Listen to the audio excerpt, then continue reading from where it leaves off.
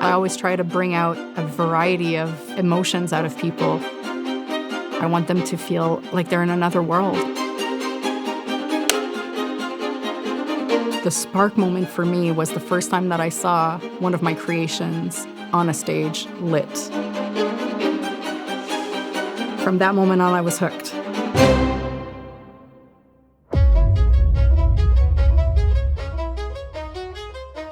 I am Vanessa Ashley, makeup specialist and designer for Cirque du Soleil.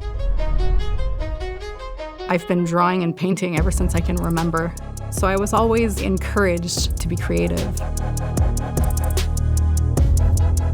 The makeup spark came to me in my first year of university in art history, when I basically asked myself, what can I do with art history? And I remember one of my colleagues suggesting, what about makeup? It's like painting, but on a live canvas.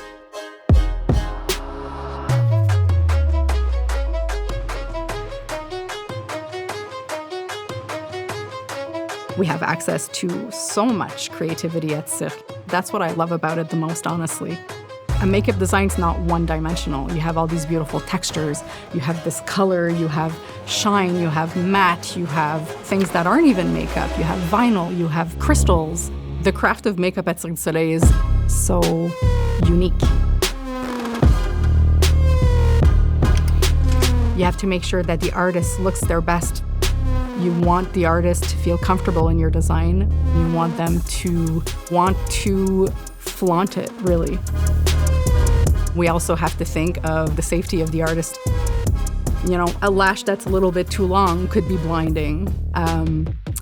A rhinestone badly placed can affect the way they see properly, so you want the artist to be comfortable and to perform with confidence. When I create designs, I want to catch the eye, and I want to make sure that the artist's expressions are made clear. I want everything to look as polished and as beautiful 30 feet up in the air as it is next to you in the aisle.